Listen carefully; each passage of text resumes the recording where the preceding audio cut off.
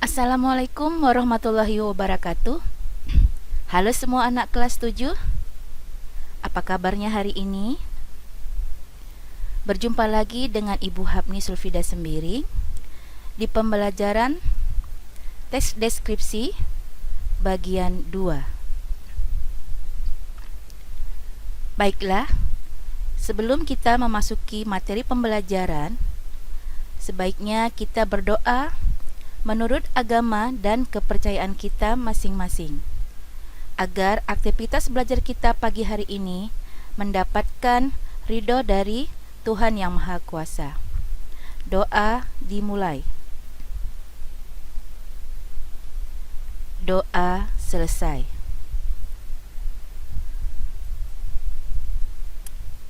Pada pembelajaran teks deskripsi bagian 2, kita akan mempelajari bentuk informasi dalam teks deskripsi. Secara umum, teks deskripsi berisi informasi berbentuk kalimat deskripsi, yaitu kalimat yang berisi gambaran objek atau benda yang akan dideskripsikan. Gambaran objek atau benda bisa berupa lokasi, misalnya di Perancis, di Inggris, di Kampung Tanjung, di Medan, dan lain-lain. Gambaran objek atau benda yang akan kita deskripsikan bisa juga berupa suasana, seperti suasana di pasar Tapip yang ramai, suasana di rumah sakit, atau suasana di tempat ibadah. Gambaran objek atau benda bisa juga berupa ukuran, misalnya besar kecil, tinggi rendah. Bisa juga objeknya berupa warna, seperti merah, putih, hijau, kuning. Bisa juga berupa rasa, seperti rasa manis, di madu, di gula, seperti rasa pahit misalnya, getir, kasar, dan halus. Jadi kalau kita ingin mendeskripsikan rasa, misalnya manis, pahit, getir, kasar, halus, ini berkaitan dengan indera pengecap dan indera peraba, atau sifat-sifat fisik yang lainnya. Kalimat deskripsi menggambarkan atau melukiskan sesuatu sehidup-hidupnya, seperti ruang, alam, atau keindahan wajah seseorang. Nah, kemarin sudah Ibu menghimbau kamu untuk memperhatikan atau mengamati sosok kedua orang tuamu. Baiklah, dengan kata lain, kalimat deskripsi merupakan kalimat yang menggambarkan keadaan, bentuk, atau suasana tertentu, seperti benda, orang, tempat sesuai objek yang sebenarnya. Nah, perhatikan gambar di sini. Ini ada objek bunga ya. Kalau kita lihat, bunga ini warnanya sangat cantik, bentuknya juga, kemudian warnanya beragam.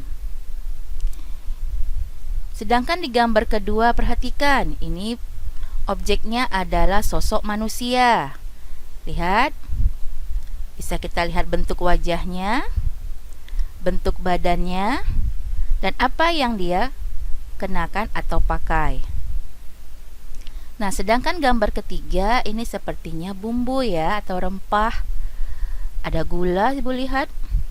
Ada garam mungkin, atau penyedap rasa. Oke, kita lanjut.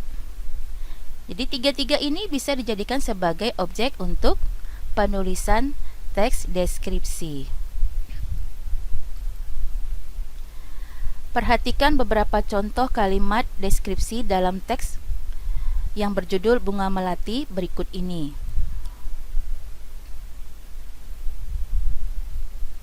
Iya, perhatikan. Bunga melati merupakan jenis tanaman bunga yang banyak orang kenal karena harumnya. Karena apa? Karena bunga melati memiliki memiliki keharuman itu yang memang berbeda dengan jenis bunga lainnya. Dia punya ciri khas dari segi harum. Yang kedua, bunga melati berwarna putih. Lihat, ini warnanya putih, bersih. Bentuk mahkotanya sedikit lonjong dan kecil mungil.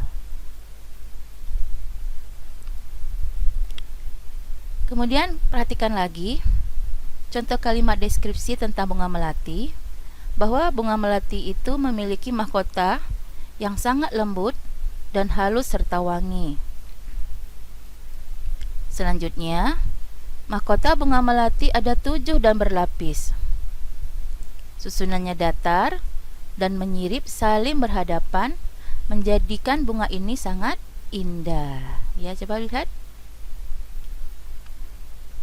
gambar yang ada di pojok kanan atas ya. Selanjutnya, kalimat deskripsi tentang bunga melati, tentang daun bunga melati yang berbentuk oval atau bundar telur. Pangkal daunnya berbentuk lingkaran yang indah, dan semakin ke ujung bentuknya semakin runcing. Ya, bisa kamu amati. Ingat, kemarin salah satu cara untuk bisa menulis kalimat deskripsi, kita sering-sering mengamati sesuatu atau mengamati objek yang akan kita deskripsikan. Selanjutnya, pada bagian pinggir daun melati sedikit bergelombang. Bergelombang itu seperti melengkung dia, dan permukaannya sedikit berkerut, semakin indah ketika tertiup angin.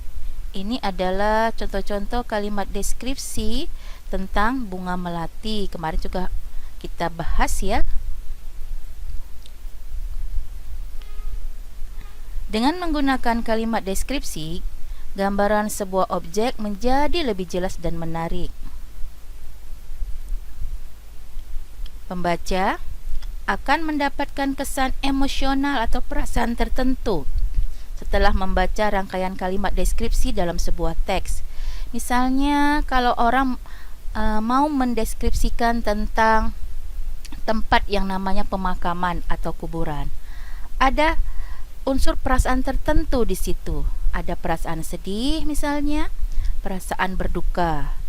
Atau misalnya kita mau mendeskripsikan tempat suasana pesta, ada kesan emosional atau perasaan di situ. Ada mungkin perasaan bahagia, ramai, dan lain sebagainya. Nah, yang ketiga ini bahkan pembaca seolah-olah melihat, mendengar, atau merasakan sendiri terhadap situasi kondisi objek tertentu. Inilah informasi yang ada di dalam teks deskripsi. Kita memasuki ciri-ciri teks deskripsi. Jadi, berdasarkan informasi di atas, maka kita peroleh ciri-ciri yang bisa dengan mudah kita pahami yang terdapat pada sebuah teks deskripsi. 1. Paragraf deskripsi menggambarkan suatu objek, benda, tempat atau suasana. Kedua, melibatkan kesan indera seperti penglihatan. Kalau kamu bilang pemandangan itu indah, berarti kamu lihat. Kalau pendengaran, ini misalnya suasana ramai di pasar, kamu dengar. Suasana kelas yang ribut, itu juga bisa. Kalau pengecapan, ini berhubungan dengan rasa di lidah ya. Manis, pahit, asam, getir misalnya. Atau penciuman. Nah, unsur penciuman di sini berhubungan dengan indera hidung. Misalnya bau, harum, wangi. Ini pakai indera penciuman. Bahkan indera perabaan. Nah, yang termasuk indera perabaan contohnya kamu bisa menyentuh kulit ya, inderanya kulit. Mungkin kasar, halus, lembut. Itu masuk indera perabaan. Nah, yang ketiga, menjelaskan ciri-ciri fisik dan objek tertentu seperti bentuk, warna, ukuran, dan kepribadian secara jelas. Ini kalau kepribadian berarti sosok yang kita mau deskripsikan atau kita amati yaitu objeknya pasti manusia atau makhluk hidup ya. Yang keempat, terdapat sebuah kata-kata atau frasa ini kelompok kata ya nak, yang bermakna sifat atau keadaan. Misalnya sangat indah, sangat baik, sangat cantik, bagus sekali misalnya. Atau keadaan susah, senang, gembira, itu masuk kepada kata-kata atau frasa yang bermakna sifat. Ya, perhatikan ini ada gambar kucing. Siapa yang punya hewan peliharaan kucing? Ada juga yang mungkin suka memelihara seekor anjing.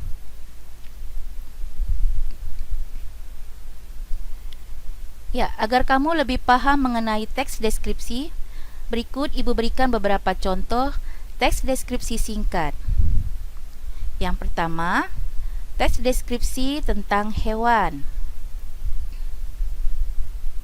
Ya, gambar ini jelas-jelas gambar seekor kucing. Aku mempunyai kucing bernama Kuro. Bulunya berwarna abu-abu dan putih dengan abu-abu sebagai warna dominan. Kuro mempunyai ekor panjang dan lucu. Kuro suka sekali memakan sosis dan nasi. Saat Kuro lapar, dia akan mengeong meminta makanan. Nah, ini deskripsi tentang kucing. Jadi kita bisa bayangkan bahwa kucing itu berwarna abu-abu dan putih, tapi warna abu-abunya itu lebih banyak daripada warna putihnya. Kemudian, kucing itu siapa namanya? Ya, kucing itu bernama Kuro. Nah, Kuro ini punya deskripsi yang lain. Apa itu? Dia punya ekor yang panjang dan sifatnya lucu. Kemudian Kuro mempunyai kebiasaan. Apa kebiasaannya? Suka sekali memakan sosis dengan nasi. Apalagi kebiasaannya? Kebiasaannya yaitu jika Kuro lapar, dia akan mengeong meminta makanan. Ini deskripsi hewan tentang kucing ya, disampaikan dengan cara yang singkat dan kita bisa membayangkan sosok kucing yang bernama Kuro ini ya, dengan warna, bentuk, serta kebiasaan dari kucing tersebut. Kita masuki contoh selanjutnya. Kita akan mendeskripsikan orang. Nama orangnya itu Tejo ya. Kalau dikatakan Tejo, bayangan itu pasti seorang sosok laki-laki. Di sudut pintu duduk seorang laki-laki. Namanya Tejo. Dia memakai celana pendek dan baju kaos yang sudah sobek-sobek, yang menggambarkan kemiskinan dan kemelaratan yang sehari-hari dideritanya. Pada dadanya yang bidang, lengannya yang kukuh, penuh urat dan berisi, dapat dilihat betapa berat pekerjaan sehari-harinya. Matanya yang cekung dan pipinya yang kempis menyatakan bahwa jalan hidup yang telah ditempuhnya penuh dengan rintangan. Ya, kita perhatikan dulu apa yang bisa kita bayangkan dari deskripsi ini. Bahwa ada sosok laki-laki yang kehidupannya sungguh susah, miskin. Kemudian sosok pekerja keras. Kenapa? Ada dadanya yang bidang, lengannya yang kokoh. Betul, dia sering kerja keras. Pekerjaan yang menggunakan tenaga lebih banyak, sehingga penuh lengan itu dengan urat, keluar uratnya. Kemudian kita bisa lihat sosok yang lain.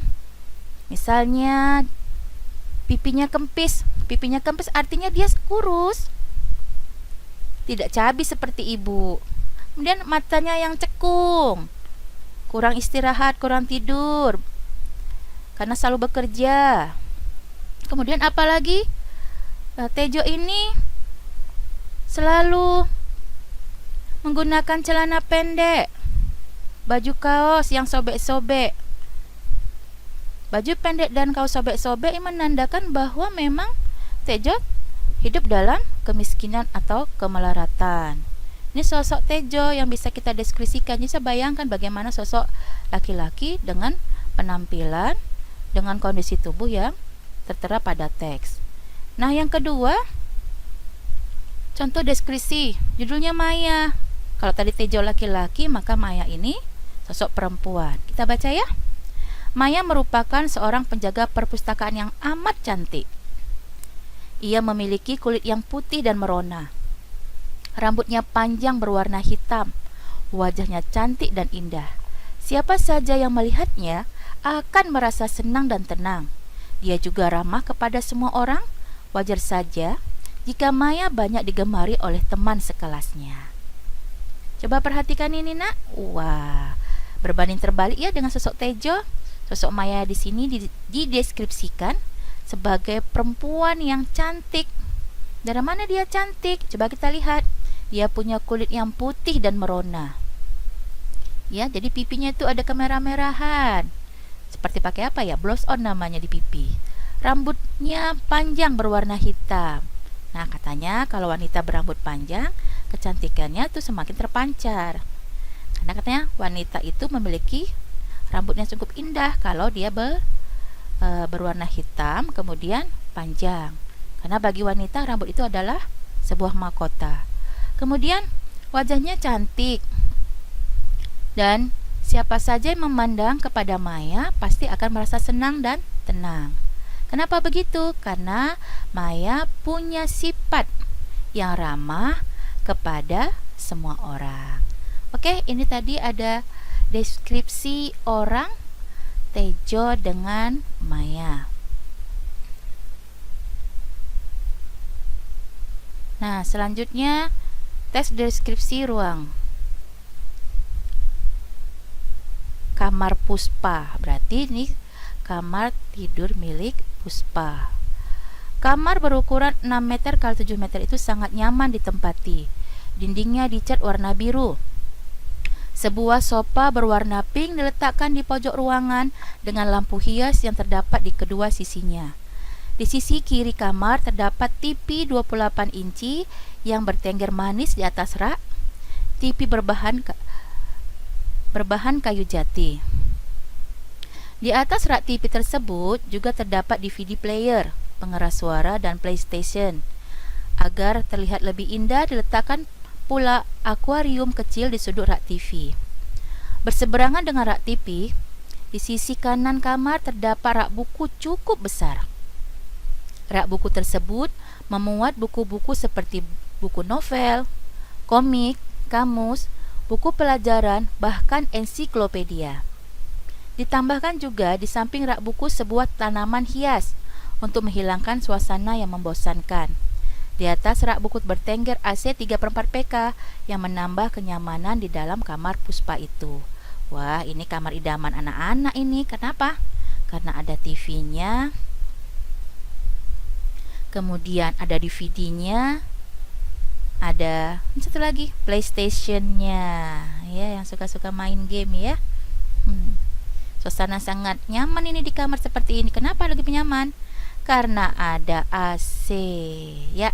Ini gambaran deskripsi ruangan ya, jelas ya, detail, ukuran, kemudian benda-benda yang terdapat di dalam ruangan tersebut, sampai hal-hal yang kecil ya, ada tanaman hias juga disebutkan di situ. Jadi kita bisa bayangkan ini deskripsi ruangan kamar Puspa yang sungguh nyaman karena dilengkapi dengan hal-hal yang menyenangkan memang. Ya, kita lanjut.